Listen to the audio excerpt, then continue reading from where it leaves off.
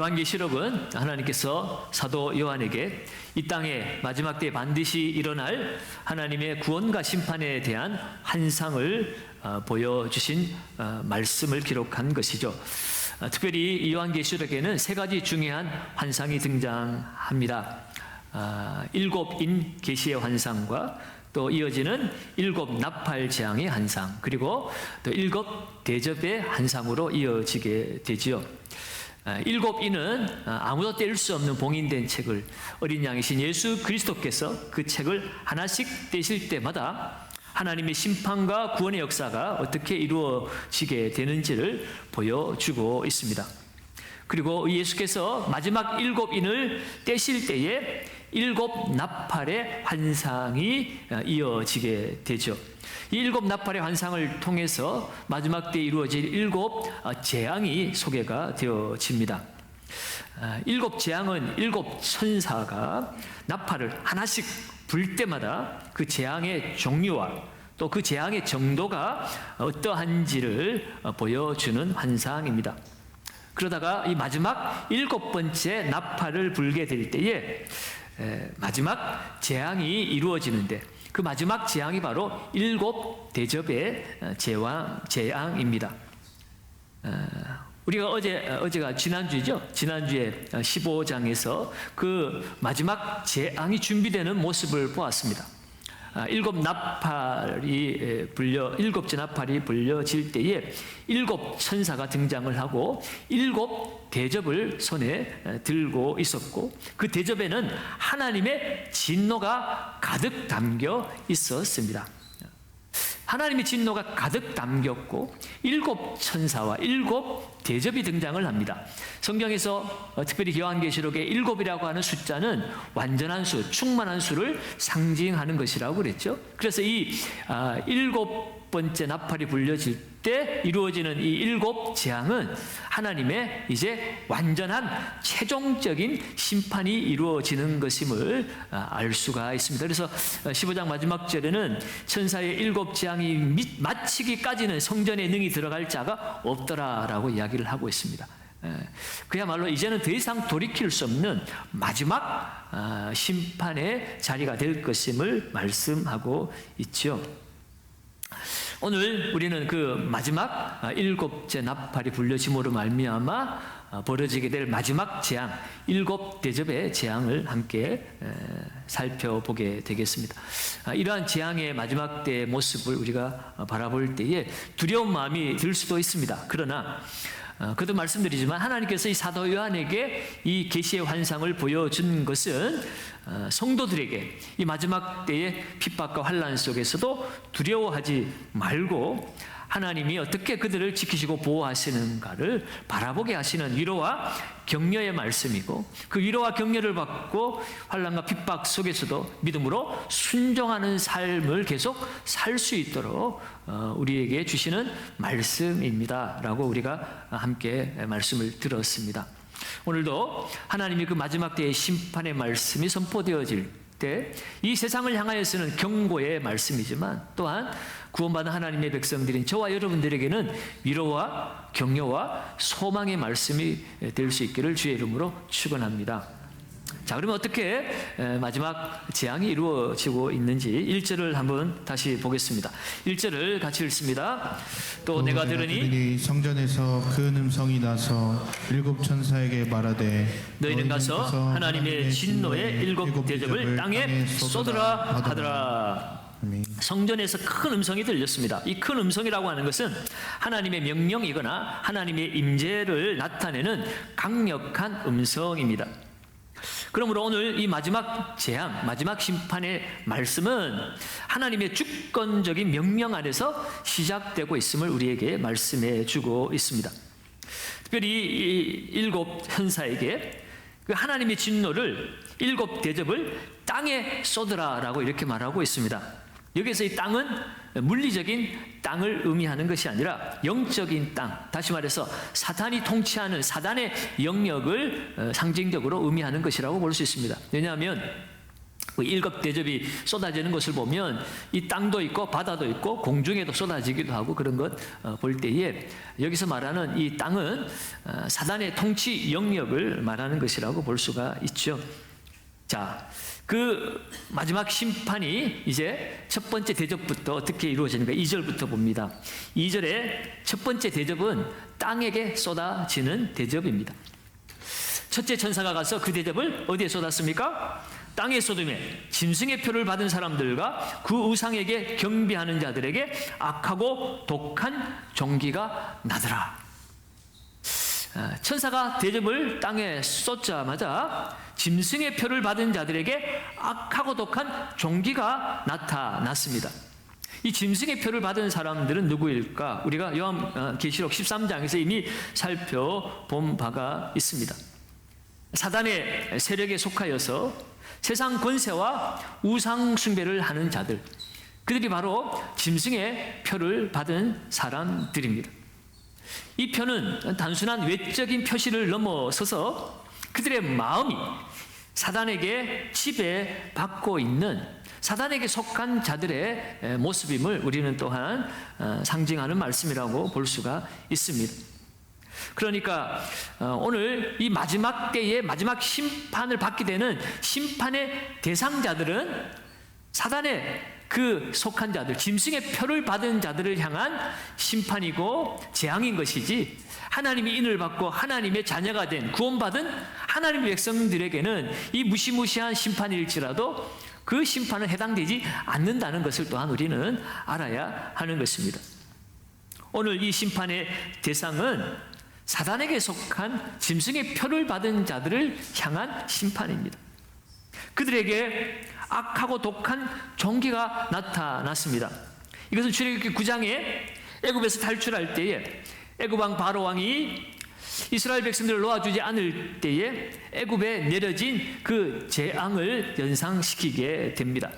그러니까 이 악한 독한 종기라고 하는 것, 물론 악성 종양이나 뭐 이런 것들을 말하는 사람들도 있습니다만, 이것은 단순히 그냥 육체적인 어떤 고통을 넘어서서 영적으로 타락한 불순종에 대한 하나님의 그 명백한 심판을 상징하는 것이라고 볼 수가 있습니다. 이렇게 첫 번째 대접이 땅에 쏟아져서 악한 독한 종기가 나타나는 그런 심판이 첫 번째 대접에서 이루어졌고요. 두 번째 대접이 또 쏟아지는데, 두 번째 대접은 바다에 쏟아지게 됩니다. 3절 말씀을 봅니다. 둘째 천사가 그 대접을 바다에 쏟으며 바다가 곧 죽은 자의 피같이 되니 바다 가운데 모든 생물이 죽더라라고 말하고 있습니다. 이 두 번째 나팔이 불려질 때도 바다가 피가 되어지는 일들이 있었습니다. 8장 8절에 보면 둘째 천사가 나팔을 보니 불붙는 큰 상과 같은 것이 바다에 던져지며 바다의 3분의 1이 피가 되고, 그 둘째 나팔이 불려질 때는 바다에 심판이 이루어지는데 부분적으로 이루어졌다는 거죠. 3분의 1만 피가 되었다 그랬는데, 오늘 이 마지막 재앙 때는 모든 바다가 다 피가 되어서 그 가운데 있는 모든 생물이 죽게 되었다라고 이야기를 합니다. 그러니까 완전한 심판이 이제 이루어지고 있는 것을 뜻하고 있는 거죠. 그리고 이 바다가 피가 되는 이 재앙, 이것 또한 출애굽 당시에 나일강이 피로 변했던 그 재앙을 또한 떠올리게 합니다. 바다는 예나 지금이나 생명의 근원입니다. 인류에게 풍요와 또한 교역의 통로가 되어줬던 것이 바다입니다. 그런데 이제 그 생명의 바다가, 풍요의 바다가 이제는 죽음의 장소가 되었습니다. 인간의 탐욕과 불의로 오염된 이 세상의 기반 자체가 무너지게 되는 것을 보여주고 있습니다. 오늘 이 땅에도 환경 오염이나 또 생명 경시 풍조로 인해서 현대 사회가 이 멸망의 길로 지금도 달려가고 있습니다. 특별히 이 생명의 원천이 죽음으로 변하는 것을 볼 때에 하나님이 없이 살아가는 이 세상은 아무리 과학이 발달하고 세상이 발전하는 것 같아도 결국은 파멸에 이를 수밖에 없다는 사실을 오늘 말씀을 통해서 우리에게 보여주고 있습니다. 그리고 세 번째 대접은 강과 물의 근원에 쏟아지고 있고 역시나 그것 또한 피로 변하게 되는 것을 봅니다. 4절입니다. 셋째 천사가 그 대접을 강과 물 근원에 쏟음에 무엇이 되었습니까? 피가 되더라. 바다뿐만 아니라 이 생명의 필수 요소인 민물마저 피로 변하였다는 것은 마실 수 없게 되었다는 것입니다. 인간의 생존을 위협하는 심각한 재앙일 수밖에 없습니다. 또한 이러한 모습은 심판의 범위가 점점 확대되고 있음을 나타내고 있습니다. 인간이 생존하는데 가장 필수적인 이 물이 심판을 받게 되어지고 하나님의 그 심판의 도구가 되었다는 것은 하나님의 진노가 얼마나 이 전방위적으로 임하는지를 보여주고 있는 말씀입니다. 특별히 5절과 7절 사이에서는 이 심판의 이유를 설명하는 천사의 음성이 들려옵니다. 5절 말씀을 봅니다. 5절을 같이 한번 읽어볼까요? 내가 들으니 물을 차지한 천사가 말하되 전에도 계셨고 지금도 계신 거룩하신 이여 이렇게 심판하시니 의로우시도다. 아멘. 물을 차지한 천사라고 말하고 있는데 이것은 어떤 물을 관리하는 천사인지는 정확하게 우리가 알 수는 없습니다. 그런데 오늘 이 5절 말씀은 천사가 어떤 천사냐가 중요한 것이 아니라 그 천사가 어떤 말을 하고 있느냐가 중요합니다.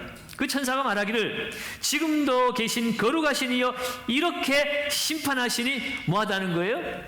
의로우시다라고 말씀하고 있습니다. 하나님이 지금 심판하시니 모든 심판은 의로우시고 합당한 심판이라는 것이에요. 하나님이 어느 날 충동적으로 갑자기 이 세상 뒤엎어버려야 되겠다고 해서 갑자기 충동적인 심판을 내리시는 것이 아니라 죄인이 거기에 마땅한 보응을 받은 그러한 의로운 심판이고 이 심판은 너무나 합당하다라고 이야기를 합니다. 그러면서 이어지는 6절에 그 이유를 한 번 더 분명하게 말씀하고 있습니다. 6절을 같이 읽습니다. 그들이 성도들과 선지자들의 피를 흘렸으므로 그들에게 피를 마시게 한 것이 합당하니이다 하더라. 아멘. 이 6절은 이 헬라 원문을 보면 호티라고 하는 단어가 시작이 됩니다. 이 호티는 왜냐하면이라는 단어예요. 그러니까 오늘 하나님의 이 심판이 의로운 이유가 뭐냐? 왜냐하면 성도들과 선지자들이 피를 흘렸기 때문이다. 그러니 그들에게 피를 흘리게 한 이 심판의 대상자들이 이런 엄청난 심판을 당하는 것은 너무나 합당한 심판이라는 것입니다. 이 악한 대적들이 하나님 백성들을 박해하고 그 하나님 백성들이 순교의 피를 흘리게 했습니다.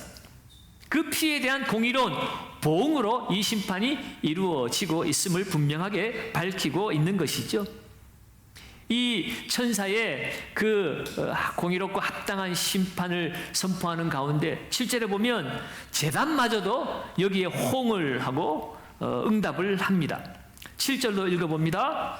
또 내가 들으니 제단이 말하기를 그러하다. 주 하나님 곧 전능하신 이시여 심판하시는 것이 참되시고 의로우시도다. 아멘. 여러분 제단이 어떻게 말을 하겠습니까? 이 제단은 6장에서 핍박을 당한 순교자들의 그 영혼의 부르짖음과 연관이 있는 것입니다. 뿐만 아니라 8장에서는 이 제단에서 성도들의 기도가 드려지고 있는 것을 우리가 보았죠. 그러니까 오늘 여기서 이 제단이라고 하는 것은 심판을 제단이 찬양한다는 것은 그 하나님의 진노가 이 세상과 이 악한 대적들이 하나님의 백성들을 핍박해서 순교하게 했고 그 순교자들의 그 부르짖음이 이 제단에서 이 하나님의 심판은 합당하고 의로우시도다라고 말하고 있는 것입니다.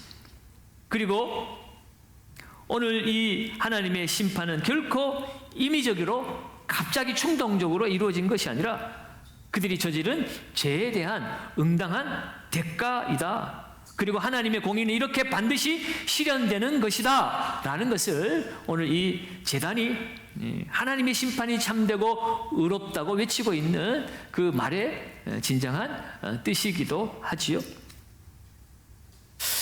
오늘날 이 세상 가운데 악한 자들이 형통한 것 같고 그들의 악함에도 불구하고 승승장구하여 영원하니 그들의 권세와 나라를 지켜낼 것 같지만, 그러나 하나님은 그 모든 것을 다 보고 계시고 듣고 계셔서 하나님의 때에 그들이 행한 모든 악한 일들은 반드시 응징을 당하고 보응을 받는다는 사실을 우리는 기억해야 할 것입니다. 그러면 우리는 악한 자들을 바라보며 세상을 원망하고 한탄할 것이 아니라 오늘로 살아계신 전능하신 하나님, 이 세상 만물의 주인이여 통치자이신 그분을 믿고 그분을 따르고 그분의 섭리가 이루어지기를 바라며 우리는 살아야 할 것입니다. 네 번째 대접이 쏟아지는데, 네 번째 대접은 해에 쏟아지고 있는 것을 보게 됩니다. 8절입니다. 넷째 천사가 그 대접을 해에 쏟음에 해가 권세를 받아 불로 사람들을 태운다라고 말하죠. 해가 권세를 받아서 불로 사람들을 태우고 있습니다. 이 고대 근동에서는 이 해라고 하는 것은 생명의 근원이자 또한 신으로 추앙을 받았던 그런 존재가 이 해라고 하는 것입니다. 그래서 지금도 태양신, 고대 로마에서 태양신을 섬기기도 했죠. 그 신적인 존재로 추앙받았던 이 해가 생명을 주는 존재가 아니라 이제는 고통과 죽음을 주는 심판의 도구로 사용되어지고 있습니다. 지금도 이 해가 없이는 우리가 이 생명을 유지할 수가 없죠. 그 해로 말미암아 우리도 살아있고 모든 동식물들이 살아가고 있는 정말 생명의 젖줄과도 같은 것이 이 해라고 하는 존재입니다. 그런데 이제 그 해가 그 강력한 태양열로 사람들에게 극심한 고통을 안겨주고 있습니다. 하나님께서 이제 마지막 때는 만물의 그 자연 만물까지도 심판의 도구로 사용하고 있는 모습을 보여주고 있습니다. 세상이 그토록 의지하고 숭배했던 것들이 그 하나님의 손에 심판의 도구로 사용되어지는 역설적인 상황이 펼쳐지고 있습니다. 그런데 여기서 우리가 중요한 사실들을 발견하게 됩니다. 9절입니다. 9절을 우리 같이 한번 읽어보겠습니다. 사람들이 크게 태움에 태워진지라 이 재앙들을 행하는 권세를 가지신 하나님의 이름을 비방하며 또 회개하지 아니하고 주께 영광을 돌리지 아니하더라. 아멘. 극심한 고통 속에서 이 사람들이 회개하지 아니하고 오히려 하나님을 비방하고 하나님께 영광을 돌리지 아니한다라고 말하고 있습니다. 이 비방하다라고 하는 이 헬라어의 그 의미는 악담하다, 모욕하다, 회방하다 그런 뜻을 가지고 있어요. 그들은 고통 속에서도 하나님 앞에 회개하기보다는 오히려 하나님을 향하여 악담을 퍼붓고 저주하고 모욕하고 있는 모습을 보게 됩니다. 인간이 얼마나 완악하고 정말 구제불능의 존재들인가를 오늘 이 말씀을 통해서 우리는 볼 수가 있습니다. 심판은 본래 사람들로 하여금 회개로 이끌기 위해서 하나님이 내리시는 경고가 심판입니다. 저와 여러분들은 우리 안에 문제를 만나고 어려움을 당했을 때 그것이 우리의 죄악으로 말미암아 이루어진 것이라면 우리는 그 죄를 회개하고 우리 하나님 앞으로 돌아갔습니다. 그래서 우리가 구원받은 것 아니겠습니까? 그런데 이렇게 마지막 때에 끝까지 하나님을 대적하는 자들, 사단의 표를 받고 그 사단의 수하에서 살아가는 자들은 그야말로 이 재앙 앞에서도 결코 회개할 줄 모른다는 것입니다. 오히려 하나님을 향한 원망과 비방을 쏟아내고 있습니다. 이것은 그들의 마음이 이제는 돌이킬 수 없을 만큼 완악해지고 완전히 굳어버렸다는 거예요. 여러분, 이러한 자리까지 우리 안에 이루어지지 않도록 여러분 끊임없이 우리는 주를 바라보며 끊임없이 회개하고 끊임없이 주께로 돌아갈 수 있기를 주의 이름으로 축원합니다. 다섯 번째 대접은 짐승의 왕자에 쏟아지고 있습니다. 10절입니다. 10절도 읽습니다. 또 다섯째 천사가 그 대접을 짐승의 왕자에 쏟으니 그 나라가 곧 어두워지며 사람들이 아파서 자기 혀를 깨물고라고 말합니다. 여러분, 짐승, 용은 사단을 상징하는 것이라 그랬고, 바다에서 올라오고 땅에서 올라오는 두 짐승이 있었죠. 바다에서 올라온 짐승은 세상 권세자들, 권력, 세상 왕들을 이야기하는 것이고, 땅에서 올라온 짐승은 우상 숭배를 강요하고 거짓된 진리를 가르치는 거짓 선지자들을 상징하는 것이라고 그랬습니다. 이 요한 당시에 이 짐승의 왕자는 바로 로마의 황제와 그 황제가 앉아 있는 권력을 뜻하는 것이라고 가까이는 볼 수 있습니다. 그러나 이것은 또 다가오는 이 마지막 때에는 이 세상 하나님을 대적하는 모든 권세자들의 보좌라고 말씀드릴 수가 있죠. 바로 이 사단과 세상 권세의 중심에 바로 이 짐승의 왕자가 있습니다. 그런데 여기에도 심판이 임한다는 것이에요. 그래서 그 나라가 곧 어두워지고 있습니다. 여러분, 지록에 보면 애굽에 재앙이 내려졌을 때에 9번째 재앙은 그 애굽 땅이 흑암으로 가득하게 되었죠. 어두움이 임했다는 것은 영적인 파멸과 심판을 상징하는 것입니다. 그 악한 권세자들, 그 사단의 보좌에도 심판이 임하는 것을 보게 됩니다. 이러한 심판이 임할 때에 그 고통으로 인해서 사람들은 아파서 자기 혀를 깨물 정도라고 이야기를 합니다. 그 심판이 얼마나 고통스러운지 그 고통을 참지 못해서 자기 혀를 깨무는 자리까지 가게 됩니다. 그리고 이 고통 속에서 그들은 이렇게 반응을 해요. 11절입니다. 고통 앞에 그들이 어떻게 반응하는지 11절을 한 번 더 읽습니다. 아픈 것과 종기로 말미암아 하늘의 하나님을 비방하고 그들의 행위를 회개하지 아니하더라. 아멘. 9절의 말씀처럼 그들은 또다시 아파서 혀를 깨물면서도 그들은 회개하기를 거부하고 오히려 하늘의 하나님을 비방하고 있습니다. 그 재앙이 너무 크다고 오히려 하나님을 더욱 저주하고 비방하는 모습 속에 죄로 굳어진 마음은 이렇게 위험하구나, 구제불능이구나. 죄로 우리의 마음이 굳어지면 그때는 돌이킬 수도 없고 그야말로 파멸로 가게 되어지는구나 라는 것을 우리는 보게 되어집니다. 여러분, 우리의 마음이 굳어져서는 안 되겠습니다. 뿐만 아니라 여섯 번째 대접이 쏟아지는데요. 여섯 번째 대접은 큰 강 유브라데에 쏟아지고 있습니다. 12절입니다. 또 여섯째 천사가 그 대접을 큰 강 유브라데에 쏟음에 강물이 말라서 동방에서 오는 왕들의 길이 예비되었더라. 이 유브라테스 강은요, 고대 세계에서 로마 제국의 동쪽의 마지막 경계선이 바로 이 유브라데 강이었습니다. 그런데 그 유브라테스 강이 마른다는 것은 무엇을 의미합니까? 바로 이 유브라테스 강 건너편에 이 동방에 강력한 왕들이 하나님의 심판을 집행하기 위해서 그 강을 건너서 서방으로 진격할 수 있는 길이 열려졌다는 것을 의미하는 것입니다. 로마 시대에 로마 사람들이 가장 두려워했던 사람들이 유브라데강 건너편의 파르티아 왕국의 그 용맹한 용사들이었다고 합니다. 이제는 그 동방의 군대가 이 유브라테스 강을 넘어서 이 서방으로 군사적 이동을 하는 것은 바로 하나님의 심판의 도구로서 하나님이 사용하심을 보여주는 것이고, 이것은 이 종말에 이루어질 마지막 전쟁의 서막을 알리는 말씀입니다. 전쟁이 이제 시작되어진다는 거예요. 그래서 이어지는 13절과 14절은 흥미로운 장면을 묘사하고 있습니다. 전쟁을 어떻게 시작하는지 13절과 14절을 같이 읽습니다. 또 내가 보매 개구리 같은 새 더러운 영이 용의 입과 짐승의 입과 거짓 선지자의 입에서 나오니 그들은 귀신의 영이라 이적을 행하여 온 천하 왕들에게 가서 하나님 곧 전능하신 이의 큰 날에 있을 전쟁을 위하여 그들을 모으더라. 아멘.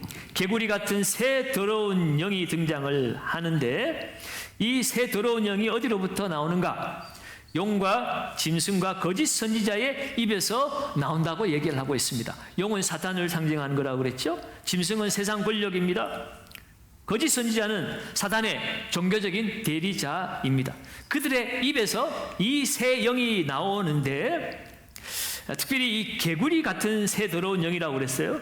이 개구리는 구약 성경에서 특별히 애굽 재앙 중에 하나로 등장을 했는데 당시에는 불결한 영을 상징했습니다.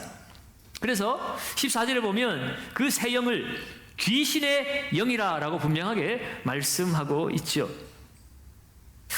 사단의 말을 듣는 귀신들의 영입니다. 이 귀신의 영이 큰 이적을 행합니다. 거짓 이적을 행해서 온 천하의 왕들을 자기 편으로 불러 모으는 거죠. 그래서 그 왕들과 함께 하나님의 큰 날에 있을 마지막 때에 있을 대결전을 벌이기 위해서 왕들을 모으고 있다는 것입니다. 16절에 가면 그 결전의 장소가 바로 아마겟돈이라고 하는 것입니다. 그 아마겟돈 전쟁을 준비하고 있습니다. 이렇게 사단은 마지막 심판이 이르는 그 순간까지도 인간들을 속이고 인간들을 결집시켜서 마지막까지 하나님을 대적하게 만드는 모습을 보여주고 있습니다.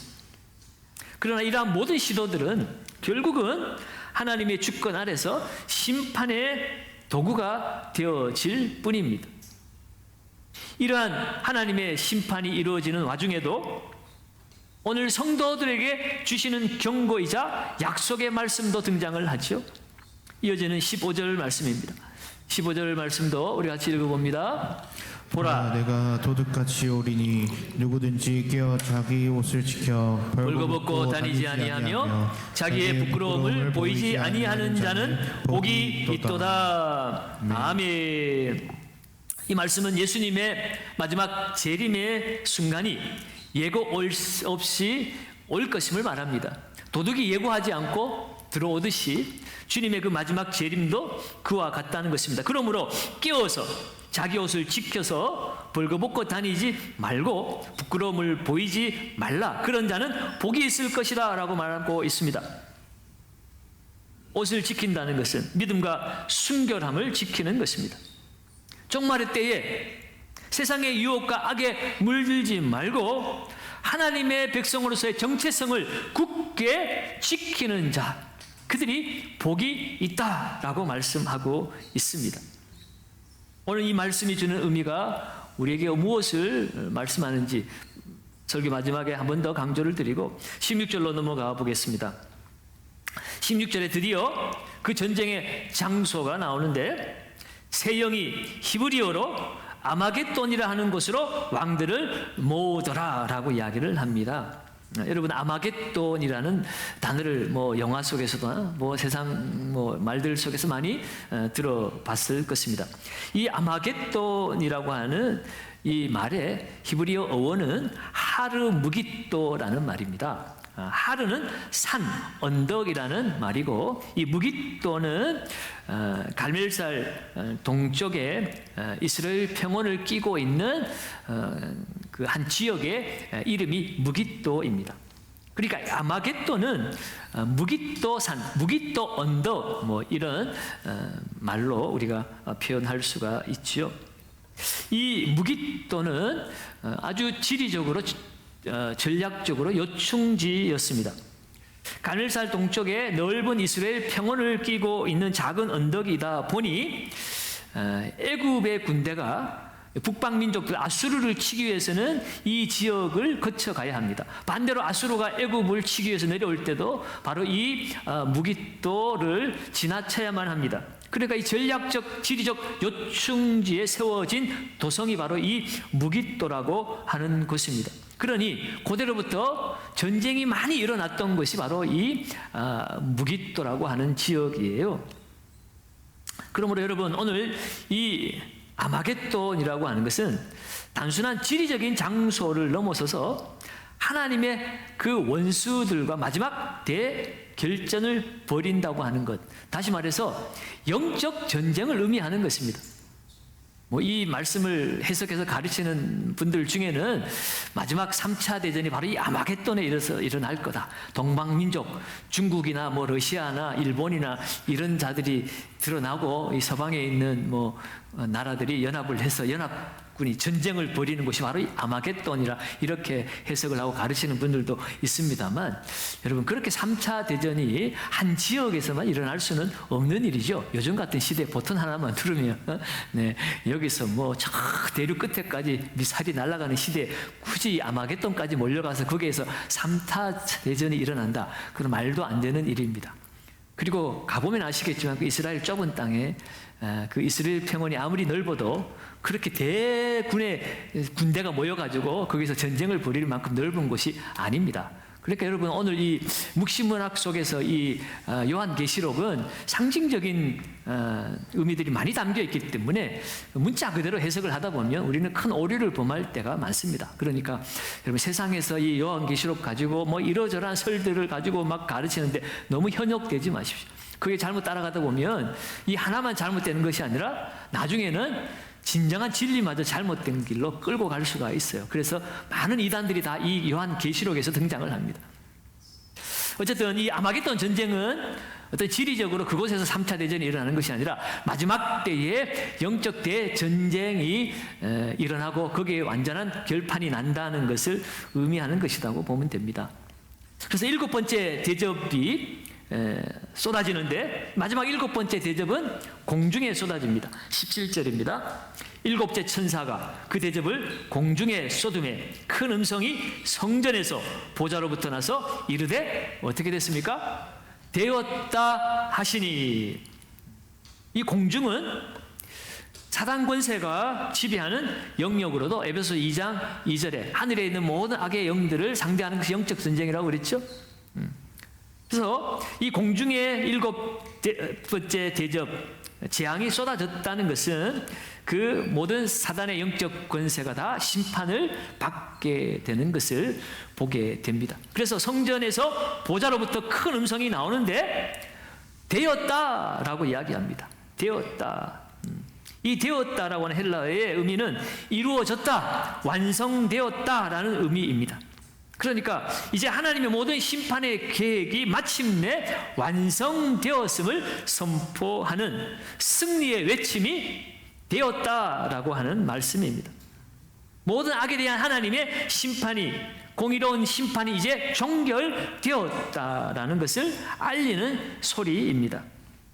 그리고 이 마지막 심판이 얼마나 엄청난 규모로 이루어졌는가를 18절 이하에서 묘사를 하는데요. 18절도 보시면 번개와 음성들과 우레소리가 있고 또 큰 지진이 있어 얼마나 큰지 사람이 땅에 있어 온 이래로 이같이 큰 지진이 없었더라. 번개와 우레는 최종 심판을 상징하기도 하고 또한 하나님의 임재, 하나님의 나타내심을 상징하는 용어이기도 합니다. 그 하나님의 마지막 그 심판이 임할 때 지진이 일어나는데 지금까지 있어온 내노라는 기록의 그 지진들과는 비교할 수 없는 엄청난 지진이 발생을 하고 있는 것을 보게 됩니다. 역사상 유례없는 지진이 발생을 해서 세상의 모든 질서와 안정감이 완전히 무너지는 것을 보게 되어지죠. 그러니까 이 세상의 기반 자체가 흔들리는, 그야말로 뿌리째 이 기반이 흔들리는 엄청난 지진이 발생을 하는 것을 보게 됩니다. 그리고 그 지진으로 인하여 있게 되는 실제적인 피해가 어떤 것인가? 19절에서는 이렇게 기록하고 있죠. 큰 성이 세 갈래로 갈라지고 만국의 성들도 무너지니 큰 성 바벨론이 하나님 앞에 기억하신 바 되어 그의 맹렬한 진노의 포도주 잔을 받으매. 이 큰 성 바벨론은 사단의 왕국을 의미합니다. 만국의 성은 그 사단을 따르는 모든 세력들을 말하는 것이죠. 사도 요한 당시에는 로마 제국이 바벨론으로 그렇게 인식되어졌을 수도 있고, 또 로마 제국 안에 있는 작은 나라들이 또한 포함되어진 만국의 성이라고 말할 수 있습니다만, 요한계시록은 사도 요한 당시의 그 정황뿐만 아니라 오늘 주님의 그 마지막 때를 기다리며 살아가는 이 땅의 모든 성도들을 향하여 주시는 말씀이기 때문에, 멀리 보면 이 큰 성 바벨론이 무너진다는 것은 사단과 그 모든 세력들이 무너지게 되었음을 우리에게 전해주고 있는 말씀입니다. 그러니까 이 성들이 무너진다고 하는 것은 세상의 모든 제약된 체제와 권세와 이 모든 것들이 다 무너지게 되어진다는 사실입니다. 지금 우리는 하나님을 대적하는, 하나님의 창조 질서를 대적하는 이 세상 문화, 또 그것을 옹호하는 이 세력들, 권세들, 나라들, 이런 것들 때문에 우리가 울며 기도하고 몸부림치고 또 힘겨운 가운데 있지만, 그러나 그들이 영원할 것 같아도 하나님 다 보고 계시고 심판하고 계신다는 사실입니다. 마지막 때가 되면 이 모든 죄악된 세상의 모든 문화도 권력도 다 파괴가 되어지고 무너지게 될 것임을 말씀하고 있습니다. 하나님의 맹렬한 진노가 가장 악한 세력에게 임하고 있는 모습이죠. 마지막으로 20장에서 20절과 21절은 이렇게 기록합니다. 각섬도 없어지고 산악도 간데 없더라. 지진으로 인해서 섬들이 사라지고 산들도 다 무너지고 있는 모습을 보게 되죠. 그리고 또 무게가 1달란트나 되는 큰 우박이 하늘로부터 사람들에게 내리매, 1달란트는 약 34kg 정도 되는 것입니다. 우박이 떨어지는데 그 우박의 무게가 1g도 아니고 1kg도 아니고 34kg짜리 우박이 떨어진다고 하면 그거 맞으면 다 폭탄 맞는 거나 마찬가지입니다. 엄청난 재앙이 이루어지고 있는 모습을 보게 됩니다. 이 거대한 우박은 사람들에게 치명적인 피해를 입히게 될 겁니다. 이 우박 재앙도 애굽의 7번째 그 일어났던 출애굽기 9장에 나오는 그 재앙도 연상이 되어지지요. 그런데 이런 엄청난 재앙들이 심판이 이루어지고 있음에도 불구하고 이 심판의 대상들은 여전히 하나님을 비방하고 있습니다. 그 우박의 재앙 때문에 하나님을 비방하니 그 재앙이 심히 큼이니라. 재앙이 크면 이제라도 회개하고 돌이키고 그 재앙을 면하게 해달라고 기도해야 될 터인데, 그들은 심판을 받으면서 계속해서 하나님을 비방하고 있는 완악한 모습을 보여주고 있습니다. 상식적으로 벌을 받으면 자신의 행동을 뉘우치는 것이 우리는 상식이라고 생각을 합니다.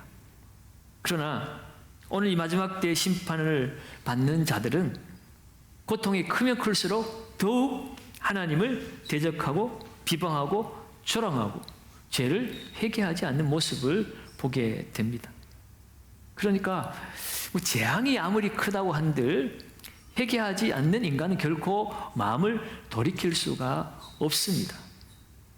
여러분, 우리는 기적도 바라고 심판을 바라고 뭔가 큰 거 하나 터져야 우리 인생이 변할 것 같지만, 여러분, 무슨 기적이 일어난다고 우리가 없는 믿음이 생기고 큰 재앙을 만난다고 해가지고 우리가 회개 안 할 것 회개하고 그런 것도 아니더라. 여러분, 그런 의미에서 보면 저와 여러분들은 복을 받은 사람들인 줄로 믿습니다. 재앙이 없는 게, 고난이 없는 게, 어려움이 없는 게 복이 아니라, 어려움을 만나고 고난을 만나고 힘든 일을 만날 때 나를 돌아보고 하나님을 의지하고 하나님께 돌아갈 수 있는 것이 복인 줄로 믿습니다. 죽을 병에서 살아나고도 하나님을 배반하는 자들이 얼마나 많은데요. 오늘같이 이렇게 큰 재앙과 심판을 만나도 끝까지 돌이키지 못하고 끝까지 세상 원망하고 하나님 원망하고 불평하다 죽어가는 사람들이 얼마나 많은데요. 오늘 저와 여러분들이 예수 믿겠다고 고백한 그 자체가 복인 줄로 믿습니다. 사랑하는 여러분, 오늘 말씀을 마무리하겠습니다. 오늘 이 마지막 심판이 우리에게 주는 세 가지 중요한 교훈을 다시 한번 정리하고 오늘 말씀을 붙들고 기도했으면 좋겠습니다. 첫째는 하나님의 심판은 반드시 임하는 것이며 그 심판은 죄에 대한 합당한 보응이다라고 하는 것입니다. 오늘 이 세상에 만연한 불의와 악을 보면서 우리는 낙심하고 좌절하기도 합니다. 그러나 오늘 이 말씀을 바라보면서 하나님은 모든 것을 알고 계시고 모든 것을 주관하고 계시기에 때가 되면 반드시 이 세상 모든 악은 심판을 받을 것이고 하나님의 은은 세워질 것이 분명합니다. 그러므로 여러분, 오늘 우리의 삶이 아무리 고통스러워도 하나님의 주권과 공의를 신뢰해야 합니다. 그리고 믿음의 길을 끝까지 걸어가야 합니다. 두 번째로 오늘 우리가 이 말씀을 통해 받을 교훈은 회개할 수 있을 때 기회를 놓치지 말아야 한다는 것이에요. 여러분, 회개하는 것이 얼마나 큰 복인가를 오늘 이 말씀은 우리에게 가르쳐주고 있습니다. 물론 회개할 일이 없는 것이 제일 좋겠지만 우리가 어찌 회개할 일이 없이 이 세상을 살아갈 수가 있겠습니까? 죄를 밥 먹듯이 짓고 살아가는 우리들인데, 여러분, 재앙이 임하고 고통이 극심해져도 회개하지 않는 자들은 결국 멸망할 수밖에 없습니다. 이것은 오늘 살아가는 우리들에게 강력한 경고가 되는 말씀이에요. 우리 주님은 도둑같이 올 것이라고 말씀하고 있습니다. 그 주님이 오시기 전에 회개할 것 있으면 회개하고 믿음의 옷을 입고 우리의 삶을 지켜나감으로 복 있는 삶을 살아야 할 줄로 믿습니다. 세 번째로는 우리는 세상의 가치관과 짐승의 표를 따르지 않고 오직 하나님의 말씀과 뜻을 따르며 살아야 한다는 것이에요. 짐승의 표를 받은 사람들, 그들에게만 오늘 이 마지막 때의 재앙이 집중적으로 임하는 것을 볼 수 있었습니다. 예수 믿고 하나님의 자녀된 자들은 이 마지막 때의 그 엄청난 재앙과 심판이 이루어져도 결코 그 재앙과 심판의 대상이 아니라는 사실을 오늘 말씀 우리에게 분명히 가르쳐 주고 있습니다. 그럼 여러분, 오늘 이 마지막 때를 살아가는 저와 여러분들은 이 세상에 아무리 유혹과 핍박이 있다 할지라도 예수 그리스도를 따르는 이 믿음을 잃어버려서는 안 되고 구원받은 하나님의 백성으로서의 정체성을 잃어버려서는 안 된다는 것입니다. 여러분, 오늘 이 요한계시록은 악한 자들에게는 경고의 말씀이지만 그 악한 세대를 살아가며 어려움과 고통 속에 살아가는 성도들에게는 위로와 격려의 말씀이고, 또한 하나님을 끝까지 붙들고 의지할 수 있는 그 믿음을 고양시키는 말씀이기도 합니다. 여러분, 오늘 우리는 마지막에 하나님의 경고가 있음을, 하나님의 심판이 있음을 우리는 바라보면서 회개할 때 회개하고 또 하나님의 구원받은 자녀처럼 분명한 믿음을 가지고 이 땅을 살아가야 할 것입니다. 오늘 이 말씀은 결국 이 마지막 심판이 이를 그날이 이르기 전에 끝까지 인내하며 믿음으로 살으라는 말씀이에요. 우리가 15절 말씀을 아까 잠시 그냥 지나갔습니다만 이 15절 말씀은 믿음을 지키는 자들을 향한 복의 선언입니다. 그 심판이 임하는 와중에서도 어린 양의 피로 씻은 그 흰 옷을 입고 의의 옷을 입고 부끄러움을 가리는 자, 제 용서를 받고 하나님의 자녀가 된 자, 믿음으로 의롭다함을 받은 그 사람들이 복이 있다라고 말씀하고 있는 것입니다. 여러분, 주님이 오시는 그날은 사단과 악한 그 짐승의 표를 받은 하나님을 대적했던 이 세상 모든 사람들에게는 두려움의 날이지만 오늘 구원받은 저와 여러분들에게는 복된 날입니다. 하나님의 구원이 완성되는 날입니다. 그러므로 우리는 오늘 이 말씀을 두려워할 것이 아니라 그날을 기대하며 그 하나님의 경고의 손길을 겸손하게 받아들임으로 오늘도 주님 앞에서 정결한 삶을 살아가시기를 결단하고 다짐하는 저와 여러분들 되시기를 예수님의 이름으로 축원합니다.